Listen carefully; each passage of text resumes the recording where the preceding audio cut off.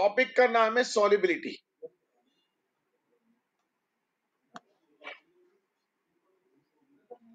Solubility जानते हैं what is solubility?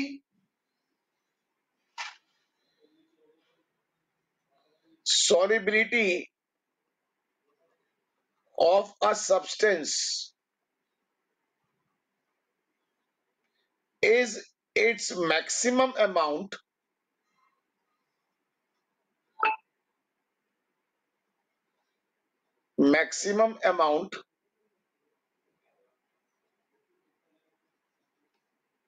that can be dissolved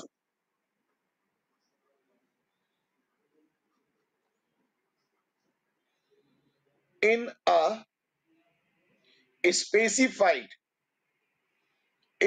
specified amount of solvent। सारे बच्चे बोलो, याद रहेगा? क्या डेफिनेशन पढ़ के समझ में आ रही है? फॉर एग्जाम्पल, आपके पास कोई सॉल्वेंट है, जस्ट लाइक वाटर। आप इसमें चीनी मिलाते जा रहे हैं, चीनी, शुगर। तो जितना मैक्सिमम अमाउंट शुगर का इसमें डिसॉल्व हो सकता है वो उसकी सॉलिबिलिटी कहलाती है। सब बच्चे बात समझ रहे हैं? जितनी शुगर मैक्सिमम डिसॉल्व हो सकती है वो उसकी सॉलिबिलिटी कहलाती है। कितने बच्चों को क्लियर? जल्दी से याद करके एक बार लिख के प्रैक्टिस करें। जल्दी से याद करके लिख के प्रैक्टिस करें। Solubility of a substance is its maximum amount that can be dissolved in a specified amount of solvent। जल्दी बोलिए, बात clear? Solubility of a substance is its maximum amount that can be dissolved in a specified amount of solvent। कितने बच्चों को definition याद हो गई? जल्दी बोलो, कितने बच्चों को डेफिनेशन याद हो गई?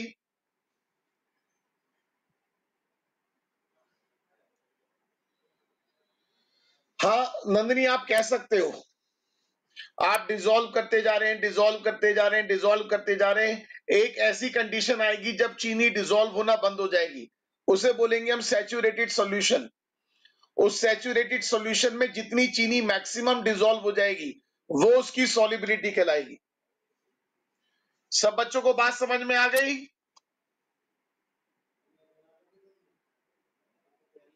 Amount solubility of a substance is its maximum amount that can be dissolved in a specified amount of solvent। किन किन बातों पे डिपेंड करता होगा? First, nature of solute and solvent.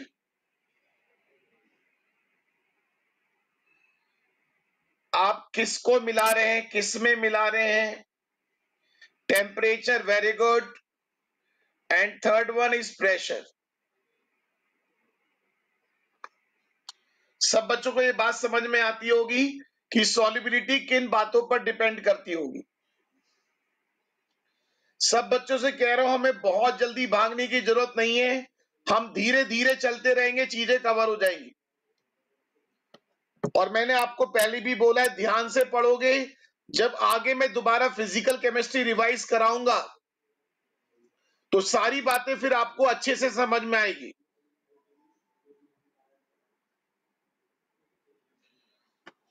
Maximum amount के बाद solubility of a substance is its maximum amount that can be dissolved। solubility of a substance, आप substance की जगह सोल्यूट कह सकते हैं ना। सोल्यूट के अंदर सब्सटेंस वर्ड आ रहा है, जो सब्सटेंस है वो सोल्यूट ही तो है। देवांश पाठक, solubility of a solute substance की जगह आप सोल्यूट भी तो कह सकते हो। ध्यान से पढ़ो, solubility of a solute is its maximum amount. Clear?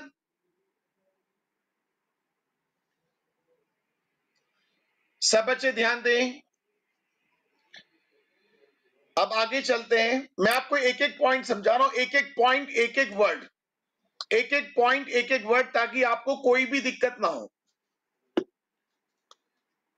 बेटा सारी बातें बताऊंगा कि प्रेशर का क्या लिंक है, टेम्परेचर का क्या लिंक है, सारी बातें डिटेल समझाऊंगा।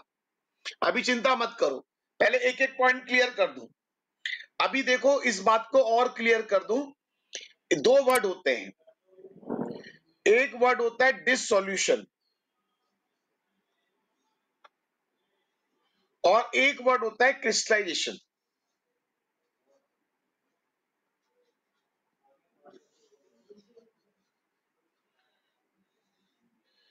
एक वर्ड होता है सैचुरेटेड सॉल्यूशन, सारी बातें समझा रहा हूं, और एक वर्ड होता है अनसैचुरेटेड।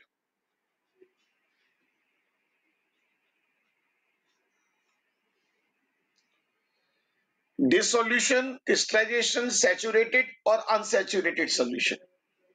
अब जरा ध्यान दें, जो बात मैं आपको बता रहा हूं,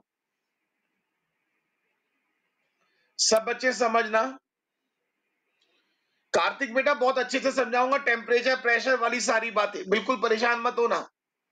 सारे टॉपिक का बैकग्राउंड बना रहा हूं, एक एक पॉइंट क्लियर करूंगा। अब आप ये देखो, ये पानी है, अगर मैं पानी के अंदर चीनी मिला दूं,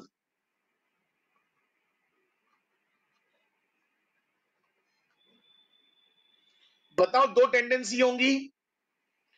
सारे बच्चे बताओ, दो टेंडेंसी होंगी। जब पानी में आपने चीनी मिलाई तो पानी बिल्कुल फीका था, धीरे धीरे पानी मीठा होता जाएगा, मतलब चीनी डिसॉल्व होगी।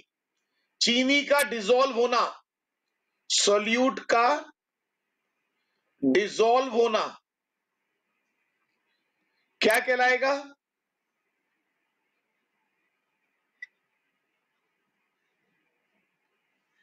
सोल्यूट का डिसॉल्व होना क्या कहलाएगा? डिसॉल्यूशन। सब बच्चों को बात समझ में आ रही है? आपको पता है ना, जो जहां है वहां खुश रहता ही नहीं है। इंसान को जो चीज मिल जाती है फिर उसी में परेशान रहता है। अब देखो, अब गर्मी आ गई तो अब लगता होगा आपको सर्दी कितनी अच्छी थी। आजकल गर्मी स्टार्ट हो गई तो अब सर्दी की याद आना शुरू हो गई होगी। गर्मी से तो बढ़िया सर्दी थी, सर्दी ज्यादा बेटर थी। मन में फीलिंग आ रही है या मैं ही सोच रहा हूं ऐसा? अब जैसे जैसे गर्मी स्टार्ट हो रही है आपको सर्दी की याद आना शुरू हो जाएगी, और जब सर्दी पड़ती है बहुत ज्यादा तब लगता है काश गर्मी अच्छी थी, कम से कम कहीं भी बैठ जाओ, उठ जाओ। कोई नहीं, जो चल रहा है जैसे चल रहा है चलने दो। अब मैं आपको बता रहा हूं, ध्यान से सुनो। जो चीनी है वो तो डिसॉल्व होना चाहती है,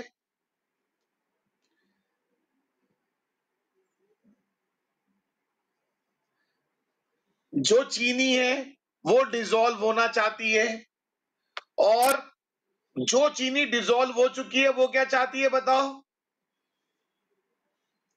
जो चीनी डिसॉल्व हो चुकी है वो क्या चाहती है? वो नीचे बैठना चाहती है, वो वापस क्रिस्टल में कन्वर्ट होना चाहती है। उसकी टेंडेंसी है वो क्रिस्टल में कन्वर्ट होना चाहती है। तो समझ गए क्रिस्टलाइजेशन वर्ड क्या है, डिसॉल्यूशन वर्ड क्या है? सारे बच्चे बोलो। जो चीनी है वो डिसॉल्व होना चाहती है, इस बात को बोलेंगे डिसॉल्यूशन। और जो चीनी डिसॉल्व हो चुकी है वो वापस क्रिस्टल में कन्वर्ट होना चाहती है, उस बात को बोलेंगे क्रिस्टलाइजेशन। एक ऐसी कंडीशन आएगी जब ये दोनों इक्वल स्पीड से होंगे, जितना डिसॉल्व होगा उतना ही चीनी क्रिस्टल में कन्वर्ट हो जाएगी। एक ऐसी कंडीशन आएगी कि जितनी चीनी डिसॉल्व होगी उतनी ही चीनी क्रिस्टल में कन्वर्ट हो जाएगी। देवांश, इस बात को आप ऐसे समझ सकते हो कि जैसे पानी में आपने चीनी डाली, अब वो पानी मीठा होता जा रहा है, मीठा होता जा रहा है, मीठा होता जा रहा है, एक ऐसी कंडीशन आएगी कि पानी फिर मीठा होना बंद हो जाएगा। ऐसा होगा या नहीं होगा प्रैक्टिकली? या पानी हर दिन लगातार मीठा होता रहेगा? एक ऐसी कंडीशन आएगी कि पानी जो है एक सैचुरेट कंडीशन आ जाएगी। हम उसी की बात कर रहे हैं। समझ में आ गई बात आपको? तो आप ये समझ लो, उस कंडीशन को बोलेंगे इक्विलिब्रियम।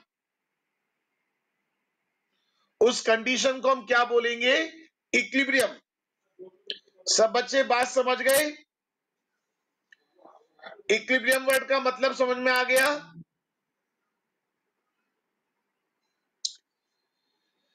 हाँ, अब ये इक्विलिब्रियम वर्ड समझा दिया। डिसोल्यूशन, जब भी दो अपोजिट प्रोसेस, सब बच्चे सुन लो, जब भी दो अपोजिट प्रोसेस इक्वल स्पीड से होते हैं तो उसके लिए वर्ड यूज करते हैं इक्विलिब्रियम। सारे बच्चे बोले बात क्लियर?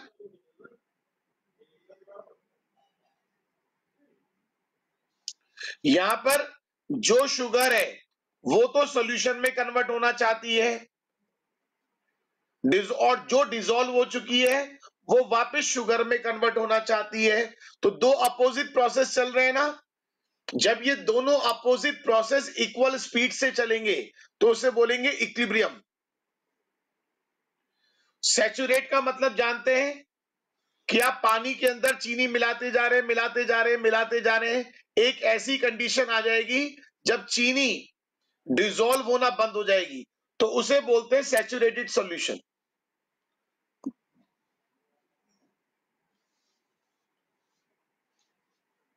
ठीक है? और अनसैचुरेट में आप और डिसॉल्व कर सकते हो। सुपर सैचुरेट उसे कहते हैं जैसे पानी के अंदर आप समझो चीनी मिलाते जा रहे हो, मिलाते जा रहे हो, मिलाते जा रहे हो, चीनी डिसॉल्व होना बंद हो गई, इसे बोलते हैं सैचुरेट। फिर आप सॉल्यूशन को थोड़ा गर्म कर दो, गर्म करने पे क्या होगा, थोड़ी बहुत चीनी और डिसॉल्व हो जाएगी, और डिसॉल्व हो जाएगी, फिर बोलेंगे सुपर सैचुरेट हो गई। अब किसी भी कंडीशन में और डिसॉल्व नहीं हो सकती, उसे बोलते हैं सुपर सैचुरेट।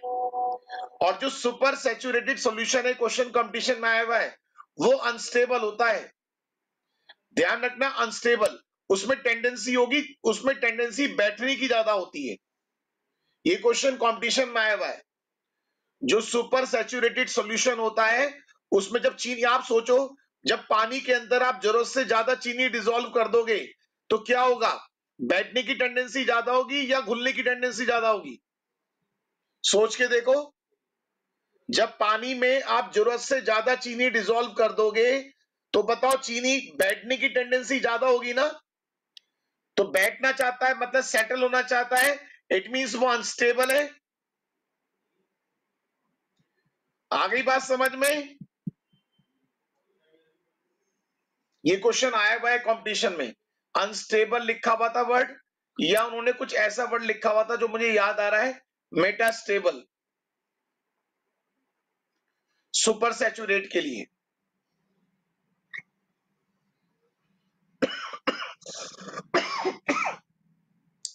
सब बच्चे बोले बात क्लियर?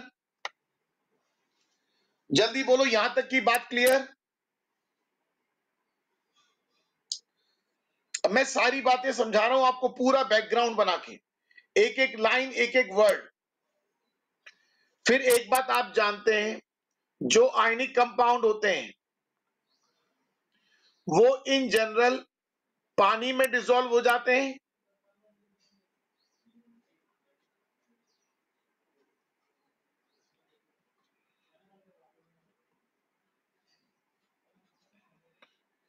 और जो कोवलेंट कंपाउंड होते हैं वो ऑर्गेनिक सॉल्वेंट में डिसॉल्व होते हैं। ये जनरल रूल है, just like benzene, petrol, oil.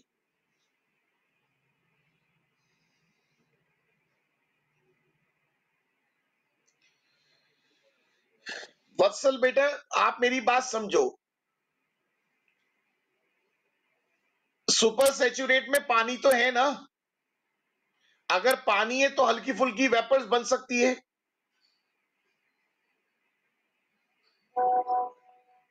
अगर पानी नहीं है तो वेपर्स नहीं बनेगी, चीनी की वेपर्स नहीं बनेगी।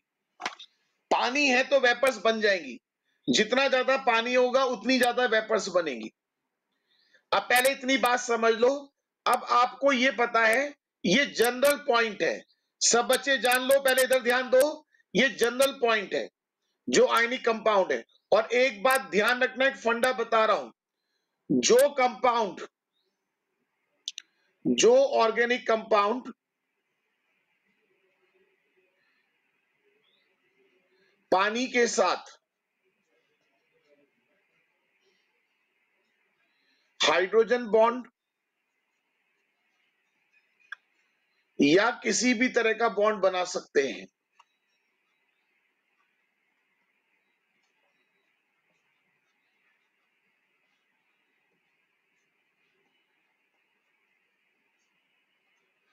वो पानी में डिसॉल्व हो जाते हैं।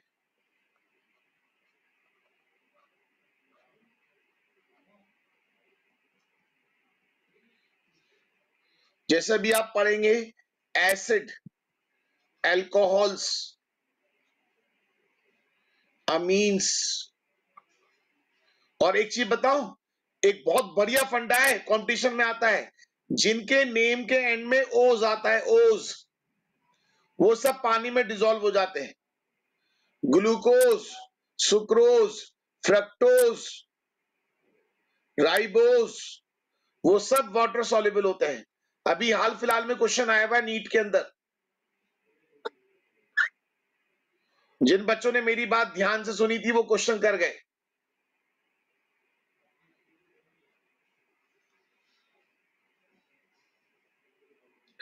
जिनके नेम के एंड में ओज आता है वो इन जनरल वाटर सॉल्युबल हो जाते हैं। किसी की सॉल्युबिलिटी ज्यादा है, किसी की कम, वो बात अलग है, इन जनरल उनमें सॉल्युबिलिटी होती है। अब आप देखो जरा, अब जो पॉइंट बता रहा हूं ध्यान से सुनो। सबसे मेन चीज है, क्या आपको याद है ली चैटलियर प्रिंसिपल?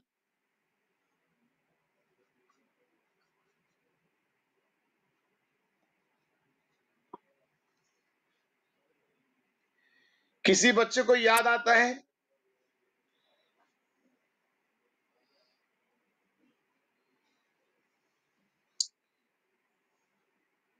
यस या नो?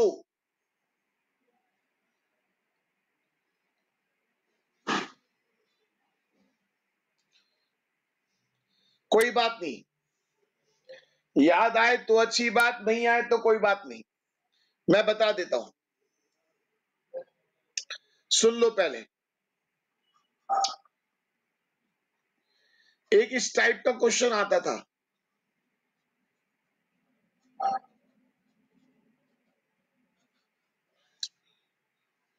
अब जो बात बोल रहा हूं सुन लो। ज्यादा से ज्यादा अमोनिया, मैं बता रहा हूं, रिपीट कर रहा हूं, ज्यादा से ज्यादा अमोनिया बनाने के लिए टेम्परेचर और प्रेशर का इफेक्ट बताइए।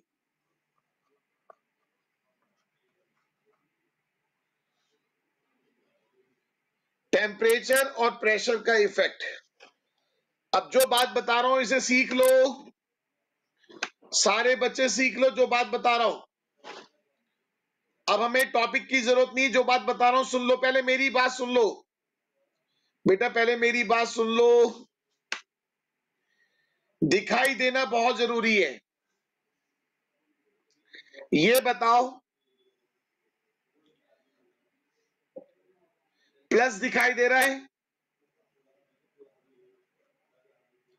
सारे बच्चे बोलो, प्लस दिखाई दे रहा है? प्लस है तो माइनस कर दो। इतनी बात याद रखोगे, मींस एक्सोथर्मिक रिएक्शन तो टेम्परेचर लो कर दो।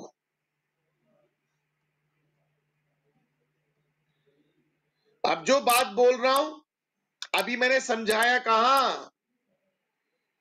अरे भैया अभी मैंने समझाना शुरू किया। देवांश पाठक जी, देवांश भैया अभी तो समझाना शुरू किया, आप पहली कह रहे हो समझ में नहीं आया। अभी मैंने समझाया कहां?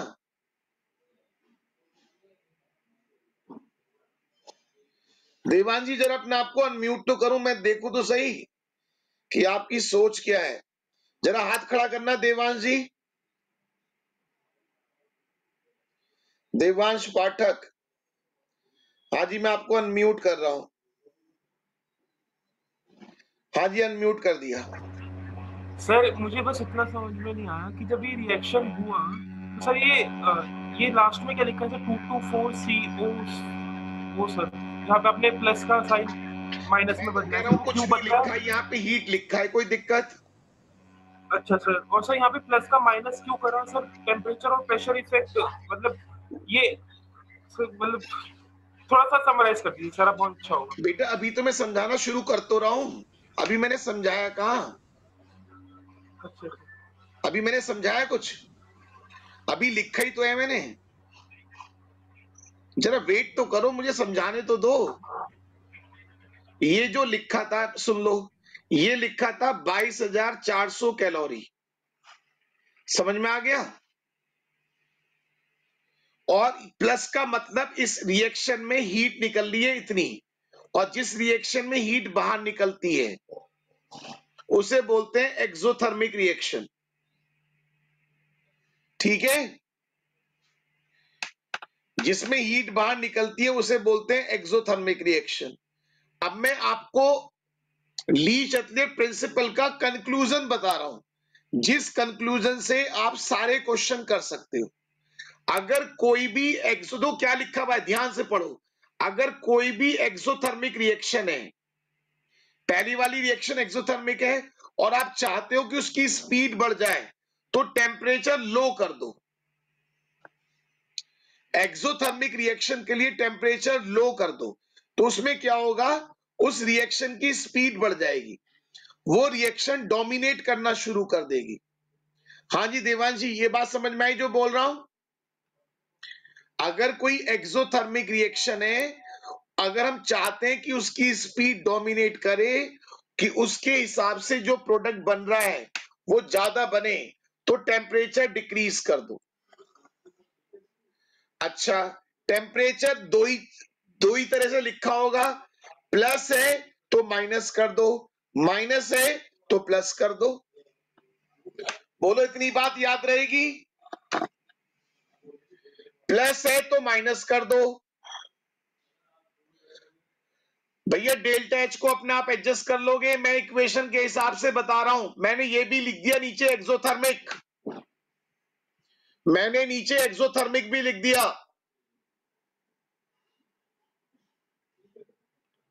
अगर यहां डेल्टा एच की फॉर्म में आएगा तो एडजस्ट तो कर लोगे।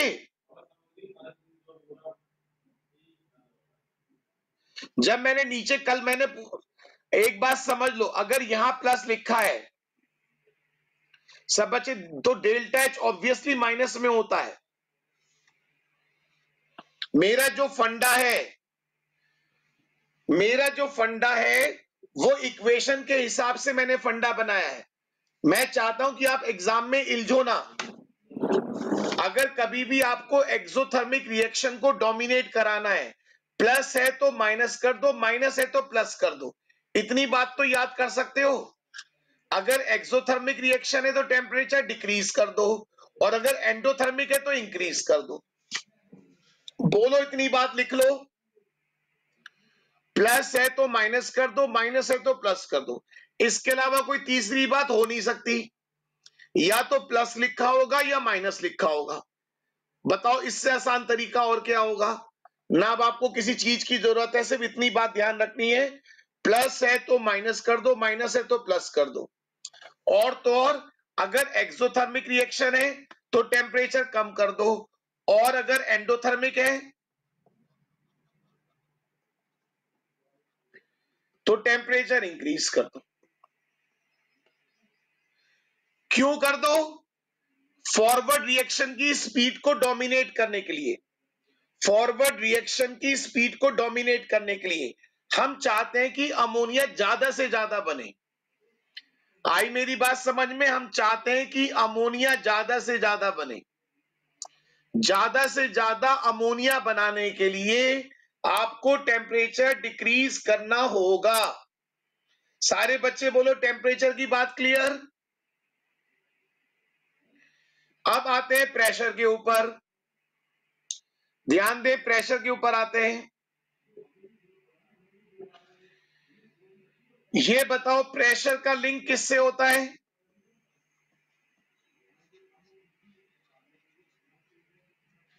प्रेशर का लिंक होता है वॉल्यूम से।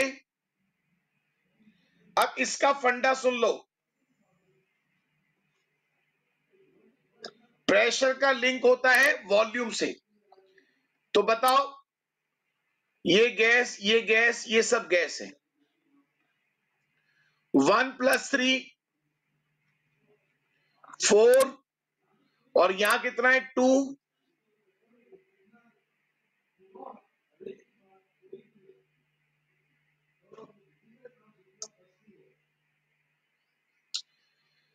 कुछ बच्चों के नाम लिखे हुए हैं मेरे पास। अभिषेक शर्मा, अनुष्का त्यागी की फीस आ चुकी है मेरे पास। अनुष्का त्यागी आप रोल नंबर इशू करा लेना। मोहम्मद अमन, नमन जैन, सृष्टि सिंह, वंश तिवेतिया, राधिका गांधी, हितेश, पार्थ शर्मा, पार्थ अग्रवाल, पंकज एंड राघव। जो भी बच्चे हैं बेटा मुझसे बात कर लेना, कोई कंफ्यूजन ना हो। इसका फंडा सुन लो, अगर वॉल्यूम डिक्रीज हो रहा है तो प्रेशर इंक्रीज कर दो। अगर वॉल्यूम इंक्रीज हो रहा है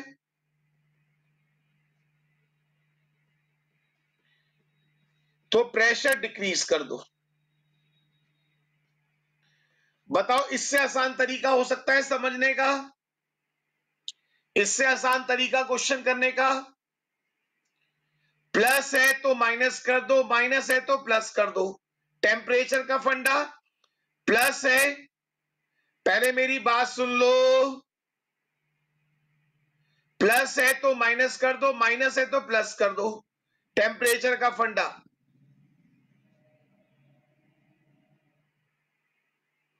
एक बच्चे ने क्वेश्चन पूछा है कि कैसे पता चलेगा कि वॉल्यूम डिक्रीज हो रहा है।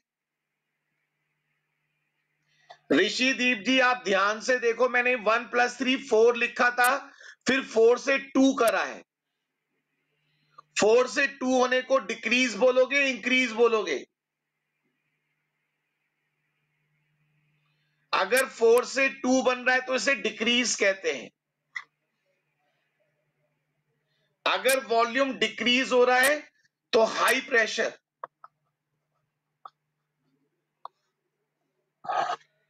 सब बच्चे बात समझ रहे हैं?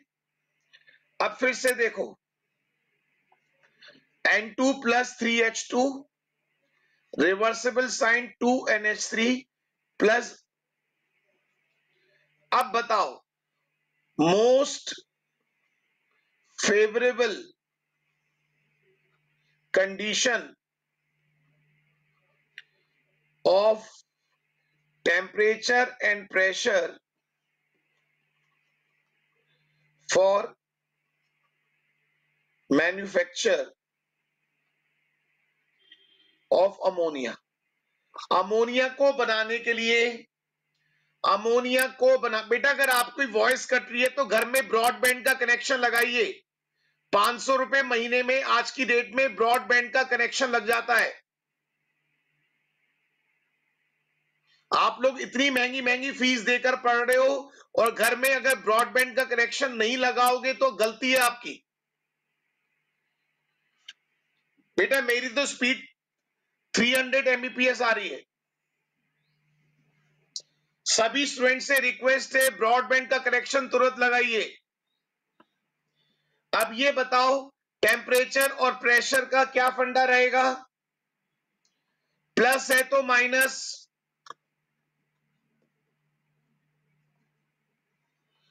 टेम्परेचर, वॉल्यूम डिक्रीज हो रहा है तो, सारे बच्चे बताओ, वॉल्यूम डिक्रीज हो रहा है तो, वॉल्यूम डिक्रीज हो रहा है तो,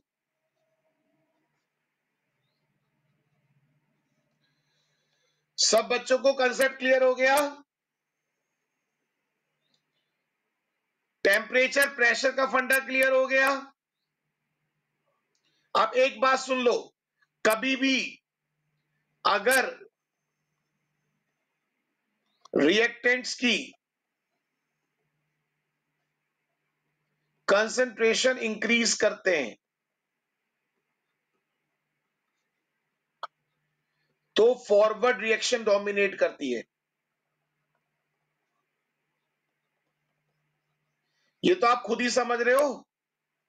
अगर रिएक्टेंट ज्यादा होगा तो प्रोडक्ट ज्यादा बनेगा। अगर हम रिएक्टेंट की कंसंट्रेशन इंक्रीज कर देंगे तो प्रोडक्ट और तेजी से बनेगा। अब सोचो, मुझे एक लाइन समझाने के लिए सारी बात समझानी थी। ठीक है, अब जरा सुनो, अब मैं अपने टॉपिक पर वापस आता हूं। सब बच्चे ध्यान दें। हमारा टॉपिक चल रहा है सॉलिबिलिटी। कार्तिक जी, जो आप बात पूछ रहे थे, उस बात पे आ रहा हूं। अगर आपने सॉलिड को पानी के अंदर मिलाया तो सॉल्यूशन बनेगा। सॉलिड भी दो तरीके के हो सकते हैं। वो पानी में डिसॉल्व होने पर या तो हीट रिलीज करेंगे या हीट एब्जॉर्ब करेंगे। दोनों तरह के होते हैं। समझ जाओ मैं क्या कहना चाह रहा हूं। अगर एक्सोथर्मिक रिएक्शन हो रही है तो हमें करना पड़ेगा लो टेम्परेचर। कभी आपने किसी ने देखा है कि पानी के अंदर अगर चूने को डालो तो पानी गर्म हो जाता है? कभी किसी ने देखा है पानी के अंदर चूना डालो तो पानी उबलने लगता है? अगर आप चाहते हैं कि वो ज्यादा से ज्यादा सॉल्यूशन बने तो आपको ठंडा पानी यूज करना पड़ेगा, लो टेम्परेचर। और कुछ सॉलिड ऐसे होते हैं, अगर आप पानी में डालोगे तो पानी ठंडा हो जाता है, मतलब वहां पर एंडोथर्मिक रिएक्शन हो रही है, माइनस वाली। तो ऐसे में हमें टेम्परेचर इंक्रीज करना पड़ेगा। समझ गए मैंने तब वहां पर क्यों नहीं बताया? पूरी बात जानने का फायदा है, आधी अधूरी बात जानने से कुछ नहीं होगा। अगर एक्सोथर्मिक रिएक्शन हो रही है तो हमें टेम्परेचर लो करना पड़ेगा, और अगर एंडोथर्मिक हो रही है तो इंक्रीज करना पड़ेगा। सारे बच्चे नोट कर लो। कुछ सॉलिड ऐसे होते हैं जो पानी में डिसॉल्व होने पर ठंडक करते हैं। कुछ सॉलिड है,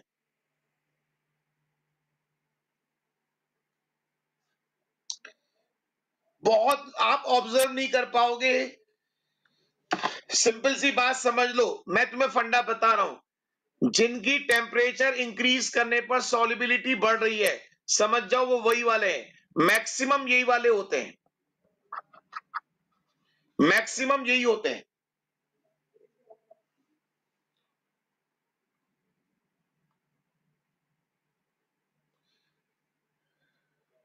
सौम्या जी, अभी अभी तो मैंने बताया था, according to Le Chatelier principle. अभी अभी क्या बताया था? According to Le Chatelier principle, अगर एक्सोथर्मिक रिएक्शन है, एक्सोथर्मिक रिएक्शन की स्पीड बढ़ाने के लिए टेम्परेचर लो करते हैं। According to Le Chatelier principle, exothermic reaction की स्पीड को डोमिनेट करने के लिए टेम्परेचर लो करते हैं। और आपने पूछा कि एक्सोथर्मिक में लो टेम्परेचर कैसे? बात समझ में आ गई? याद आ गई?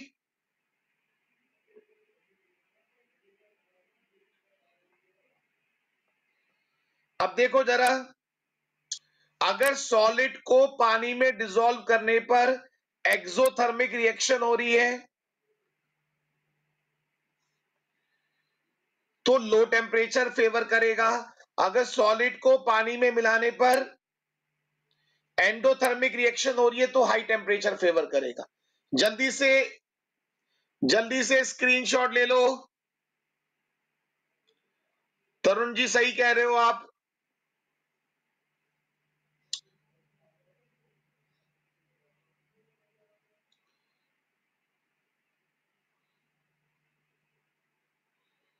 कहां लिखा है मैक्सिमम? ऋषिदीप बच्चे कहां लिखा है मैक्सिमम?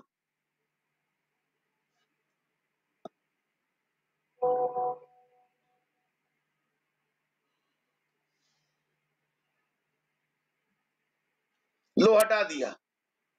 तब कुछ किसी और बात को समझाने के लिए लिखा होगा,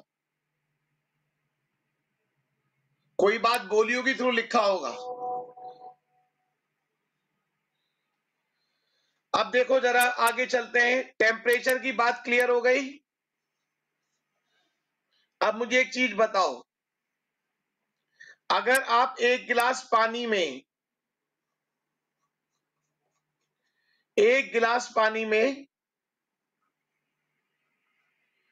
एक चम्मच चीनी मिलाओगे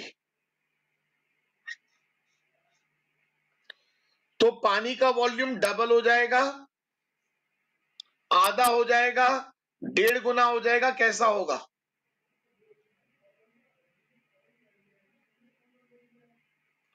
अगर मैं चीनी का वॉल्यूम भी मान लू 5 ml और इसका वॉल्यूम मान लू 1000 ml, दोनों का वॉल्यूम टोटल कितना है? 1005 ml। मिलाने के बाद डबल हो जाएगा, 3 गुना हो जाएगा, या ऑलमोस्ट सेम रहेगा?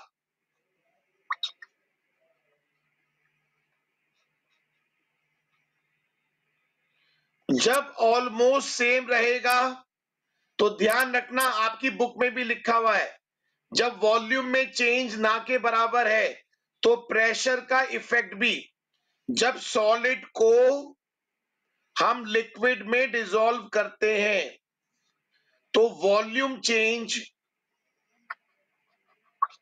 नेग्लिजिबल होता है।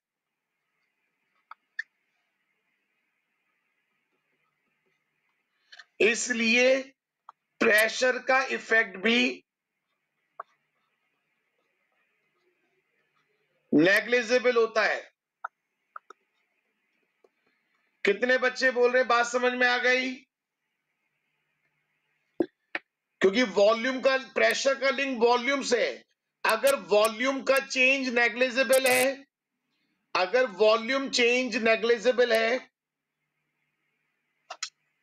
अगर वॉल्यूम का चेंज नेग्लिजिबल है तो प्रेशर का इफेक्ट भी नेग्लिजिबल रहेगा।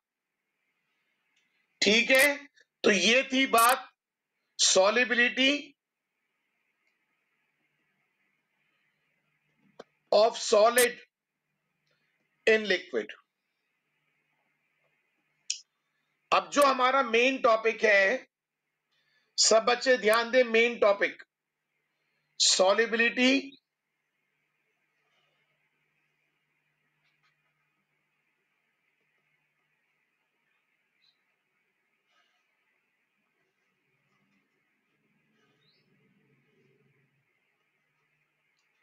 of gas in liquid, solubility of gas in liquid। सब बच्चे ध्यान दें, solubility of gas in liquid। कभी आपने कोल्ड ड्रिंक पी है? सर क्यों मजाक कर रहे हो? अरे पी होगी कोल्ड ड्रिंक तो। ठीक, ये बताओ किस कंडीशन में कोल्ड ड्रिंक आपको स्ट्रॉन्ग फील होती है?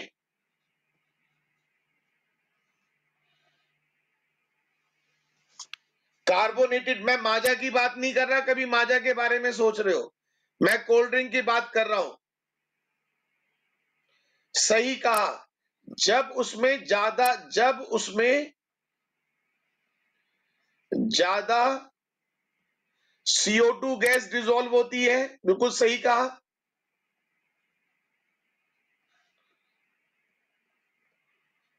जब उसमें ज्यादा CO2 गैस डिसॉल्व होती है। और ज्यादा CO2 गैस कब डिसॉल्व होती है? बताओ, कोल्ड ड्रिंक आपको ज्यादा स्ट्रॉन्ग कब फील होती है? आपने कुछ लोगों को देखा होगा, कुछ लोग क्या करते हैं, 2 लीटर वाली कोल्ड ड्रिंक ले आते हैं, 2.5 लीटर वाली सस्ती मिलती है, और 2.5 लीटर वाली कोल्ड ड्रिंक को पूरा 1 महीना चलाते हैं। देखा है कभी आपने किसी को ऐसे? 2-2.5 लीटर वाली कोल्ड ड्रिंक लिया है और घर में कोई भी आया 1 महीने तक उसी को पिलाते रहते हैं। किसी से दुश्मनी निकालनी हो तो यही तरीका होता है। आपने फील किया होगा, जो 2-2.5 लीटर वाली कोल्ड ड्रिंक होती है, जब पहली बार पीते हैं तब तो टेस्ट आता है। जब पहली बार पीते हैं फर्स्ट टाइम तो टेस्ट आता है, और उसके बाद तो वो मीठा पानी सा हो जाता है। जैसे ही खोलते हो, खोलने के बाद तो टेस्ट आता है, उसके बाद तो टेस्ट ना होकर एक मीठा मीठा सा पानी रह जाता है। क्योंकि रीजन क्या है, उसका जो प्रेशर है, सारा प्रेशर खत्म हो जाता है। कोल्ड ड्रिंक के अंदर जो प्रेशर है वो खत्म हो जाता है। कभी आपने स्कूल के बाहर सोडा फाउंटेन पिया है? सोडा ड्रिंक जो मिलती है, कितने बच्चों ने पिया है सोडा फाउंटेन स्कूल के बाहर? आपने देखा होगा वहां पर प्रेशर की मशीन भी होती है, प्रेशर वाली मशीन भी होती है, प्रेशर वाली। बहुत से बच्चे कह रहे हैं सर ये क्या होता है?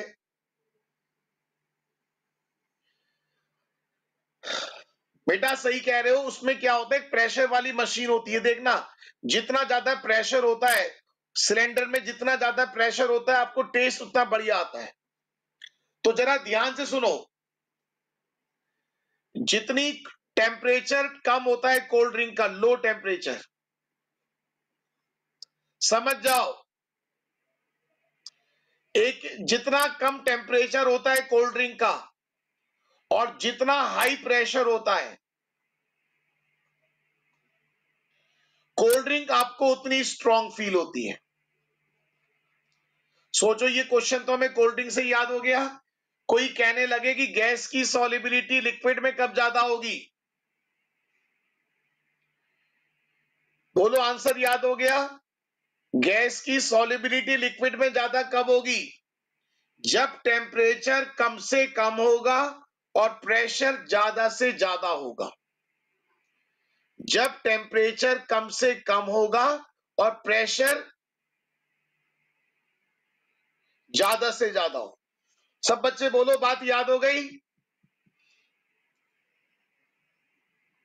ध्यान रखना, मोस्ट इंपॉर्टेंट क्वेश्चन है for solubility of gas in liquid. कभी भी कंफ्यूजन हो तो कोल्ड ड्रिंक वाला एग्जाम्पल, कोल्ड ड्रिंक वाला एग्जाम्पल,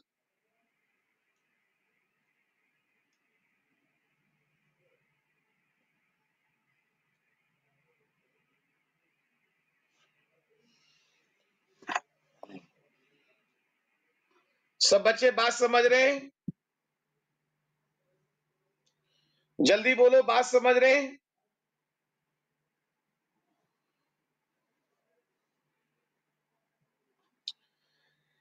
अब इसी से एक लिंक है, Henry law, most important, most important. वो सॉल्युबिलिटी ऑफ गैस को लेकर ही क्वेश्चन है, सॉल्युबिलिटी ऑफ गैस को लेकर क्वेश्चन है।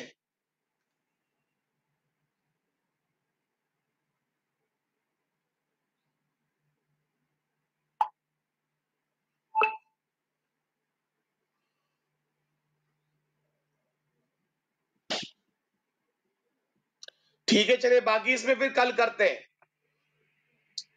इसमें कल करते हैं।